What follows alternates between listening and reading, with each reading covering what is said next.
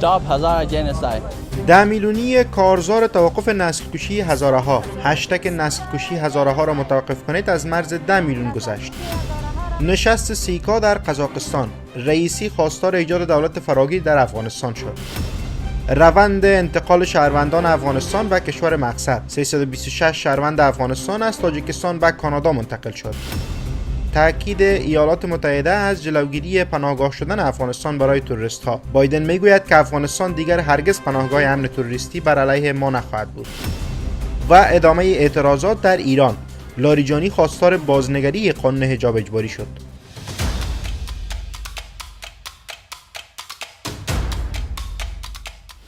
Stop Hazara genocide. سلام و وقتتان بخیر. به خبرهای ساعت 10 از آماج نیوز خوش آمدید. هشتگ نسل کشی هزاره ها را متوقف کنید بیش از 10 میلیون بار توییت شد. این هشتگ که حدود 2 هفته پیش در توییتر راه اندازی شده بود، روز پنجشنبه 21 میزان به 10 میلیون رسید. در کارزار توییتری نسل کشی هزاره ها را متوقف کنید، سیاستمداران مطرح، هنرمندان و فرهنگیان جهان نیز اشتراک کردند. گفتنی است که این کارزار در پی حمله انتحاری 2 هفته قبل بر مرکز آموزشی کاج در غرب کابل راه اندازی شد. این انفجار 50 کشته و بیش از 100 زخمی بر جا گذاشت. ششمین نشست سران کشورهای عضو کنفرانس سیکا در آستانه پایتخت قزاقستان برگزار شد. نشست سیکا بر ریاست ژومارت توکایوف رئیس جمهور قزاقستان و با حضور سران 11 کشور عضو امروز پنجشنبه 21 میزان گشایش یافت. ابراهیم رئیسی رئیس جمهور ایران در بیانیه‌اش در این نشست بر ایجاد دولت فراگیر با حضور همه اقوام افغانستان تاکید کرد. به گفته رئیسی، ایجاد دولت فراگیر و قابل قبول به همه جناح‌ها در افغانستان از طریق گفتگو ممکن است. در همین حال رئیس جمهور روسیه نیز امروز در نشست سران کنفرانس تعامل و اعتمادسازی در آسیا گفت که افغانستان همچنان یکی از جدی‌ترین چالش‌های امنیتی منطقه است. ولادیمیر پوتین افزود این کشور پس از 2 دهه حضور نظامی آمریکا و ناتو نتوانست به طور مستقل مشکلات مرتبط با تهدیدات تروریستی را حل کند. کنفرانس تعامل و اعتمادسازی آسیا یا سیکا سازمان است که 27 عضو اصلی و 8 کشور و 5 سازمان عضو ناظر دارد. نشست سران این سازمان در آستانه برای 2 روز برگزار شده است. فعالیت کنفرانس منطقه‌ای سیکا تعامل و اقدامات، راهکارها و شیوه‌های دستیابی به اعتمادسازی در قاره آسیا عنوان شده است. افغانستان، آذربایجان، بحرین، بنگلادش، کامبوجیا، چین، مصر، هند، ایران، عراق، اسرائیل، اردن، قزاقستان، قرقیزستان، مغولستان، پاکستان، فلسطین، قطر، کره جنوبی، روسیه، سریلانکا، تاجیکستان، تایلند، ترکیه، امارات متحده عربی، ازبکستان، ویتنام اعضای ثابت هستند. هرچند از افغانستان نماینده‌ای در نشست امروز حضور نداشت. کشورهای عضو ناظر سیکا اندونزی، اوکراین، ایالات متحده آمریکا، بلاروس، ژاپن، فیلیپین، لاوس و مالزیا هستند. سازمان ملل متحد، سازمان امنیت و همکاری اروپا، سازمان بین‌المللی مهاجرت، اتحادیه عرب و مجمع پارلمانی کشورهای ترک زبان سازمان‌های ناظر در سیکا هستند. ولادیمیر پوتین در نشست امروز با اشاره به حمله تروریستی در نزدیکی سفارت روسیه در کابل در 5 سپتامبر تصریح کرد ادامه حملات خونین تروریستی در افغانستان تایید مشکلات تروریستی در این کشور است.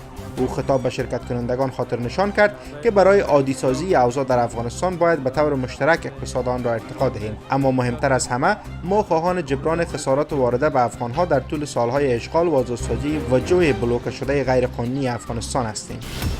وزیر مهاجرت کانادا میگوید که 326 پناهجوی افغان روز چهارشنبه در یک پرواز ویژه از تاجیکستان به کانادا منتقل شدند. شان فریزر در توییت نوشت تا اکنون افغان‌هایی که به کانادا رسیدند به 21700 تن میرسد. کانادا سال گذشته اعلام کرد که 40000 افغان در معرض خطر را میپذیرد. این کشور 2 هفته پیش نیز 300 پناهجوی افغان را از تاجیکستان انتقال داد. کانادا در ماه‌های اخیر روند انتقال پناهجویان افغان به این کشور را افزایش داده است. هفته‌های قبل در چندین پرواز اختصاصی صدها شهروند افغانستان را از اسلام آباد پاکستان خارج کرد. شمار از شهروندان افغانستان که مجبور به ترک کشور شدند در کشورهای دومی انتظار انتقال به کشورهای آمریکایی و اروپایی را میکشند. رئیس جمهور امریکا در سند جدید استراتژی امنیت ملی ایالات متحده گفته است که افغانستان دیگر هرگز یک پناهگاه امن برای انجام حملات تروریستی به این کشور و متحدانش نخواهد بود. جو بایدن گفته که امریکا طالبان را به خاطر تعهداتشان در زمینه مبارزه با تروریسم پاسخگو می‌داند. در سند استراتژی جدید امنیت ملی امریکا که چهارشنبه 20 میزان به نشر رسیده، آمده که رویکرد ضد تروریسم امریکا همزمان با تغییر تهدیدها دگرگون شده است. در این سند همچنان آمده است که امریکا به طولانی‌ترین جنگ خود در افغانستان پایان داده داده، زیرا مدت‌ها پیش به هدف خود در اجرای عدالت برای اسامه بن لادن و دیگر رهبران کلیدی القاعده دست یافته است. امریکا پس از خروج از افغانستان با انجام عملیات‌های و استفاده از هواپیمای بی‌سرنشین تلاش کرده تا تعهدات امنیتی از سوی افغانستان را نظارت کند. در سند تاکید شده است که امریکا از توانایی خود برای حفظ نبرد علیه القاعده، داعش و نیروهای همکار با آنان از طریق عملیات‌های مختلف اطمینان دارد. مطابق با استراتژی جدید امنیت ملی امریکا، تهدید تروریستی امروز از نظر ایدئولوژیک متنوع‌تر و از نظر جغرافیایی پراگنده‌تر از 2 دهه پیش است. امریکا میگوید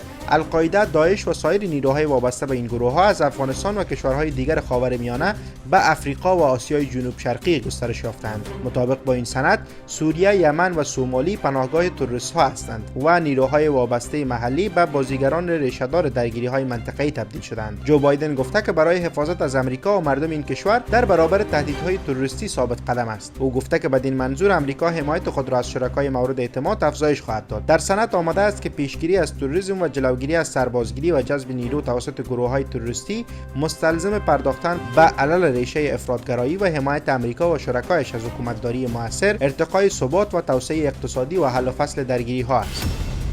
در 4مین هفته اعتراضات با مرگ مهسا امینی در ایران، اولین شکاف در میان نخبگان سیاسی ایران در مورد این اعتراضات نمایان شده است. رویترز گزارش داده است که یک مقام پیشین ایران روز چهارشنبه 12 اکتبر خواستار بررسی مجدد اجرای قانون حجاب اجباری شده است. علی لاریجانی، رئیس سابق مجلس نمایندگان ایران، گفته است که اعتراضات تأخیر زنان ریشه‌های سیاسی عمیق دارد و صرفاً محصول تحریک آمریکا یا اسرائیل نیست. لاریجانی در گفتگو با یکی از سایت‌های خبری ایران هشدار داده است که افراطگرایی در اجرای آداب اجتماعی منجر به واکنش‌های افراطی می‌شود. به گفته او، حجاب راه حل فرهنگی دارد. از سوی دیگر، در ادامه اعتراضات ایران، معترضان می‌خواستند روز چهارشنبه 12 اکتبر در تهران تجمع اعتراضی برگزار کنند که از سوی نیروهای امنیتی ایران سرکوب شدند. افزون بر این، دولت ایران اینترنت در این کشور را مختل کرده و تلاش دارد معترضان را بیشتر از پیش سرکوب کند. گفتنی است که بر اساس آمار مرکز حقوق بشر ایران، تا اکنون بیش از 200 تن در اعتراضات ایران کشته شدند.